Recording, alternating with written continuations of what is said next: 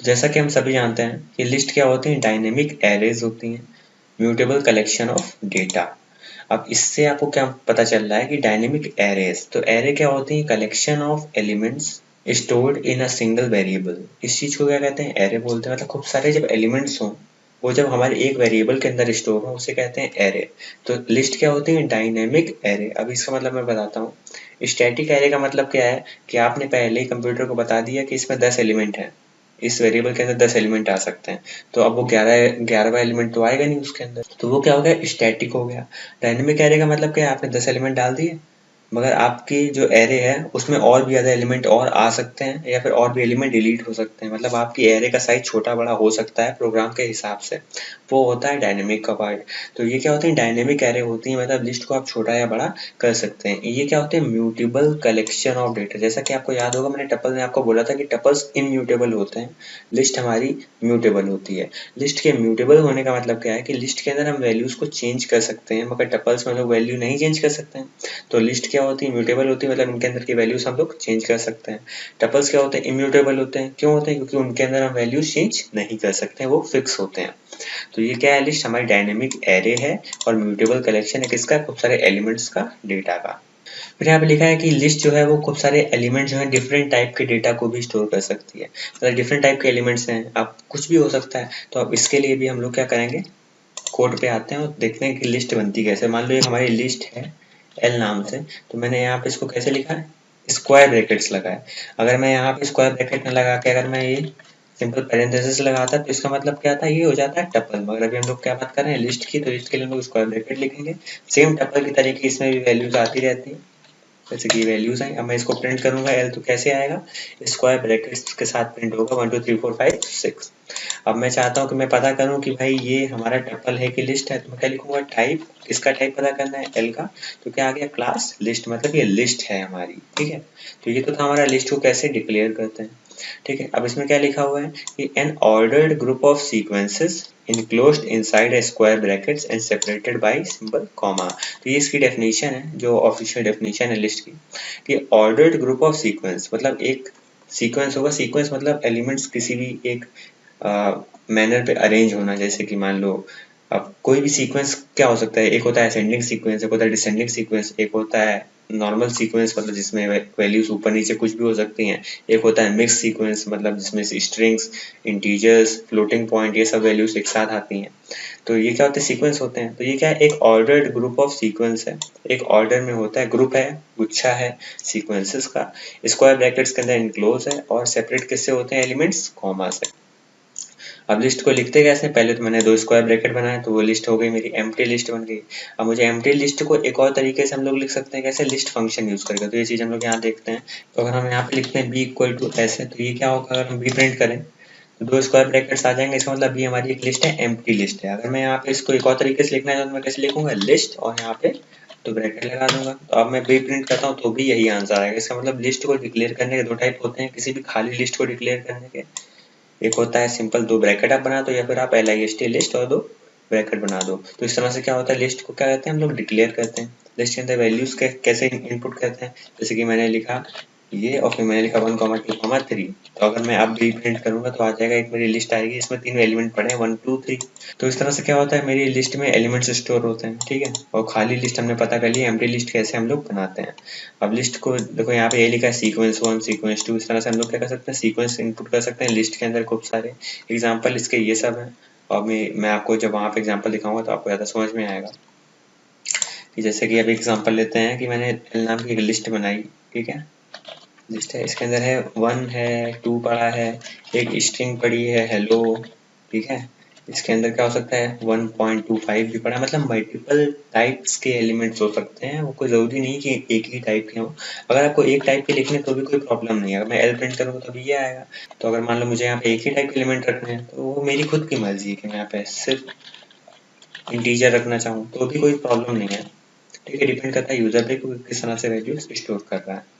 तो ये तो था हमारा लिस्ट में कैसे हम लोग वैल्यू इनपुट करते हैं। फिर आते हैं कुछ लिस्ट के ऑपरेशंस।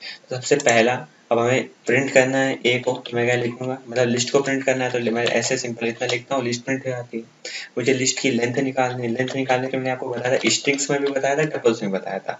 लेंथ निकालने के लिए हमेशा लेंथ फंक्शन यूज होता है। लेंथ फंक्शन क्या करता है, उस पूरी लिस्ट में जितने भी नंबर ऑफ एलिमेंट्स होंगे उनको काउंट करेगा और आपको आंसर दे देगा। तो मुझे पता करना है कि भाई ए में कितने एलिमेंट्स हैं, तो ए में देखिए 1 2 3 4 5 5 एलिमेंट पड़े हुए हैं, तो आंसर क्या दे देगा 5। देखो 5 आंसर यहाँ पे आ रहा है। तो लेंथ फंक्शन क्या करता है, लेंथ कहीं भी यूज होगा उसका काम इतना ही होता है कि जो भी आपके एलिमेंट्स हैं उसको काउंट करेगा कितने, उसके बाद आपको आंसर दे देगा। तो फिर आता है हमारा लिस्ट को कैसे कॉन्कैटिनेट करना है। तो जैसे कि हम लोगों ने टपल में देखा था कॉन्कैटिनेशन, स्ट्रिंग में देखा था कॉन्कैटिनेशन, वैसे यहाँ भी कॉन्कैटिनेशन होता है। वैसे कि मेरी ए नाम की एक लिस्ट है, इसमें वैल्यू पड़ी है 1 2 3। ठीक है, एक मेरे बी नाम की लिस्ट है, इसमें पड़ा है 4 5।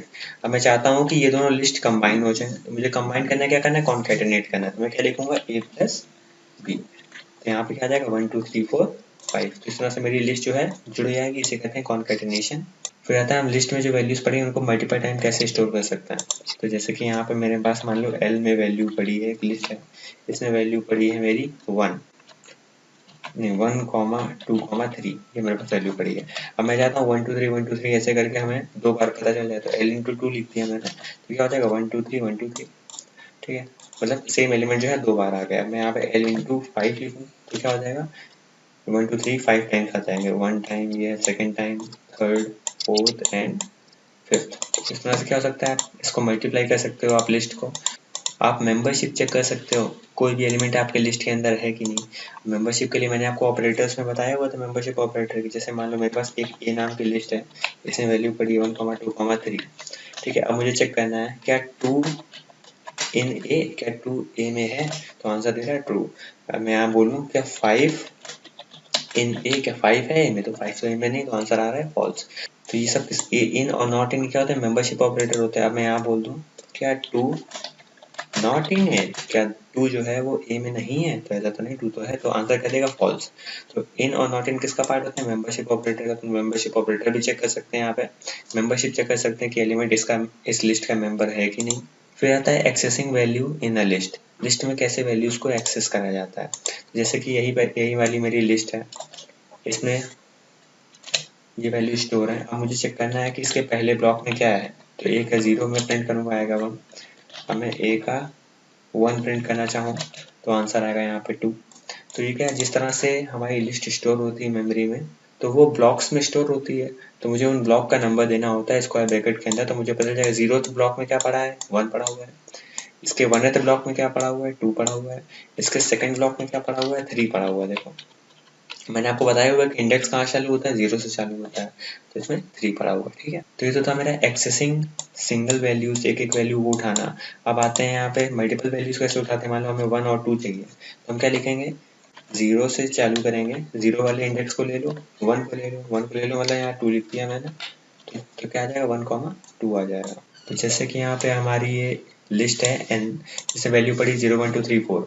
अब मुझे इसके सेकंड इंडेक्स से लेके फोर्थ इंडेक्स तक वैल्यू निकालनी है, मतलब 0 1 2 3 4, ये हमारी इंडेक्सिंग हो गई। अब मुझे क्या करना है, 2 से लेके 4 तक चाहिए, तो 2 से लेके 4 तक कैसे पता चलेगा, 0 1 और 2, मतलब यहाँ 2 आ जाएगा, प्रिंट हो जाएगा, फिर 3 प्रिंट हो जाएगा, 4 प्रिंट नहीं होगा, क्योंकि जो भी हमारी बाद में जो हमारी एंड वाली वैल्यू होती है उससे एक कम तक चलता है। तो यहाँ पे अगर मुझे 2 से 4 तक चेक करना है तो इसको मैं यहाँ पे इस तरह देख सकता हूँ। तो अगर इस एग्जांपल पे देखें a = 1 2 3, मुझे अब 2 और 3 चाहिए, तो मैं क्या लिखूंगा, a के फर्स्ट इंडेक्स से उठाओ एलिमेंट और आखिर तक उठाते चले जाओ। तो क्या आ रहा है, 2 और 3 आ रहा है। तो इस तरह से क्या होता है, मेरी एक लिस्ट को हम लोग कैसे एक्सेस कर सकते हैं, हम लोग ने यहाँ पे देख लिया। तो ये तो पार्ट था हमारे लिस्ट को कैसे हम लोग स्लाइस करते हैं, तोड़ते हैं बीच से। फिर एक और चीज़ यहाँ पे आती है कि मान लो मेरे पास एक ये लिस्ट है ए नाम की, इसमें वैल्यू पड़ी है 1 2 3 4 5 6 7 8 9। ठीक है, अब मैं चाहता हूँ कि इसमें मैं एक एलिमेंट एक्स्ट्रा ऐड कर दूँ, तो मैं क्या लिखूंगा, मैं 10 ऐड करना चाहता हूँ, मैं लिखूंगा ए डॉट अपेंड, अपेंड मतलब आखिर में जोड़ देना। अपेंड क्या एलिमेंट डालना चाहता हूँ, 10। तो अब ए में क्या हो जाएगा, 10 ऐड हो जाएगा। अगली बार ए प्रिंट करूंगा तो क्या आ जाएगा, 1 से लेके 10 तक आ जाएंगे एलिमेंट। देखो पहले 9 थे, अभी भी मैंने अपेंड करा 10 तो 10 आ गया। तो लिस्ट में यही खासियत है कि हम लोग क्या कर सकते हैं, अपेंड फंक्शन का यूज करके लिस्ट का साइज छोटा या बड़ा कर सकते हैं, और इसीलिए इसे क्या बोलते हैं, डायनेमिक बोलते हैं। डायनेमिक मतलब इसको हम लोग देखिए यहाँ पे यूज कर रहे हैं, तभी हमने यहाँ पे इसको बड़ा कर दिया। और यहाँ पे मैं टपल में क्या करता, अगर मैं टपल बनाता, टप इज इक्वल टू 1, 2, 3, ठीक है। अब मैं यहाँ पे लिखता टप डॉट अपेंड, तो टप डॉट अपेंड करके कुछ होता ही नहीं है, तो कोई एलिमेंट मान लो फिर भी हमने रन करा तो एरर आ जाएगी। यहाँ पे देखो एरर आ गई, ठीक है। तो टपल में हम लोग एलिमेंट इंसर्ट नहीं कर सकते, मगर हम लोग लिस्ट में क्या है, एक्स्ट्रा एलिमेंट इंसर्ट कर सकते हैं। तो यहाँ पे ये बहुत ही बड़ा डिफरेंस होता है टपल में और लिस्ट में। फिर यहाँ पे एक और क्वेश्चन आता है कि हमें अगर एलिमेंट इंसर्ट करना है, तो अभी मैंने अपेंड में देखा कि हमेशा आखिर में इंसर्ट हो रहा है। अब मैंने यहाँ लिखा 1, 2, 3, ठीक है। अब मैंने क्या किया, यहाँ पे लिखा a डॉट अपेंड 4, तो ऑब्वियस सी बात है कि 4 जो है आखिर में चला गया होगा और ए में स्टोर हो गया आखिर में जाके, ठीक है। अब मैं यहाँ पे लिखूँ a डॉट अपेंड 5, तो अगर मैं 5 अपेंड करना चाहूँ तो 5 जाके जुड़ जाएगा ए में, आखिर में देखो 5 आ गया, ठीक है। मगर मैं चाहता हूँ कि लेफ्ट साइड पे कोई चीज जुड़ गया, मतलब 0th इंडेक्स पे कोई चीज जुड़ गया है, तो मैं क्या लिखूंगा, a डॉट इंसर्ट। तो जो इंसर्ट फंक्शन होता है, ये अपेंड क्या करता है, ये आखिर में जोड़ता है। इंसर्ट क्या करता है, जो आप इंडेक्स बताओगे, इंडेक्स मतलब वो ब्लॉक का नंबर, वहां पे जाके जोड़ देगा। तो जैसे कि आपने यहाँ पे लिखा a डॉट इंसर्ट, अब इसके अंदर दो चीजें आती हैं, इंसर्ट दो चीजें इनपुट लेता है। पहला क्या लेता है, इंडेक्स, कौन से इंडेक्स में आपको वैल्यू देनी है, और दूसरा आपको वैल्यू क्या देनी है। तो आपको कौन सा इंडेक्स में, मान लो कि मुझे 0 इंसर्ट करना है, तो मैं कौन से इंडेक्स पे करूंगा, 0 इंडेक्स पे जाऊंगा और वहां पे एक वैल्यू इंसर्ट करनी है, वहां पे मैं स्टोर कर देता हूँ 0, ऐसे स्ट्रिंग। तो ये मैंने लिखा, अब मैं ए प्रिंट करूंगा तो देखो 0 सबसे पहले आ गया, उसके बाद ये बाकी एलिमेंट जो है एक एक खिसक गए। तो यही लिस्ट की खासियत होती है कि वो क्या कहता है, अपेंड फंक्शन देता है, इंसर्ट फंक्शन हम लोग को यूज करने के लिए देता है। हम लोग इसका यूज करके लिस्ट में एलिमेंट्स कहीं भी बीच में या फिर पहले या फिर बाद में एलिमेंट्स को स्टोर कर सकते हैं, लिस्ट को छोटा बड़ा कर सकते हैं, और इसीलिए लिस्ट को हम लोग डायनेमिक कहते हैं। तो अब बात आती है कि लिस्ट को डिक्लेयर करना हम लोगों ने सीख लिया था। अब हम लोग देखते हैं कि मान लो कि अगर हमें यहाँ पे 10 एलिमेंट की लिस्ट बनानी है और 10 में 0 पड़ा हो, तो हम लोग क्या लिखेंगे, x इक्वल टू लिस्ट के अंदर 0 इंटू 10। तो अब हम लोग अगर एक्सपेंड करेंगे तो देखो यहाँ पे 10 एलिमेंट आ जाएंगे जिनकी सबकी वैल्यू क्या होगी, 0 होगी। तो इस तरह से हम लोग क्या कर सकते हैं, मल्टीपल एलिमेंट जो है वो लिस्ट में स्टोर कर सकते हैं। तो यहाँ पे मैं आपको थोड़ा एक स्टेप ऊपर थोड़ा बताना चाहता हूँ, एक चीज, सिर्फ एक ही चीज बताऊंगा यहाँ पे। जैसे मान लो मेरे पास एक स्ट्रिंग s है, इसमें क्या पड़ा हुआ है, हेलो।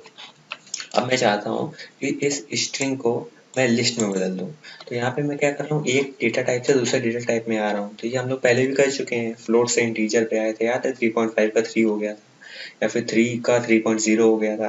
तो ये सब क्या होता है, इसको टाइप कन्वर्जन कहते हैं, ठीक है। तो हम लोगों ने क्या करना है, अब हमारा टास्क ये है कि हम स्ट्रिंग को क्या करना चाहते हैं, लिस्ट में बदलना चाहते हैं। तो हम लोग को यहाँ पे सिर्फ ये लिखना है, लिस्ट, और लिस्ट में किसको बदलना है, एस को। तो अब इस बार क्या प्रिंट होगा, हेलो जो है वो अलग अलग डिवाइड हो जाएगा, देखो हेलो जो है वो डिवाइड होकर एक लिस्ट बन चुका है। तो ये फायदा होता है हमारा टाइप कास्टिंग का। अब मैं इसको टपल बनाना चाहता हूँ तो मैं लिखूंगा टपल एस, तो ये देखो एक टपल के फॉर्म में हमारा स्ट्रिंग आ जाएगी। तो ये फायदा होता है हमारा स्ट्रिंग को लिस्ट में बदल देना, ताकि हम उसके एक एक कैरेक्टर को रीड कर सकें। तो हम लोग इस तरह से कैरेक्टर ले सकते हैं, इसको लिस्ट में बदल सकते हैं, इसको टपल में बदल सकते हैं। तो ये तो था मेरा कुछ टाइप कन्वर्जन के बारे में कि हम लोग स्ट्रिंग से लिस्ट में या फिर टपल में कैसे आता है। ओके, सो अगर आज के टॉपिक में आपको कोई भी कंफ्यूजन है तो आप मुझसे कमेंट सेक्शन में पूछ सकते हैं, या फिर आपको कोई भी सजेशन देना है या कोई फीडबैक है तो आप कमेंट सेक्शन में मुझे बता सकते हैं। ओके, सो आज के लिए इतना ही। So bye bye, see you in the next one.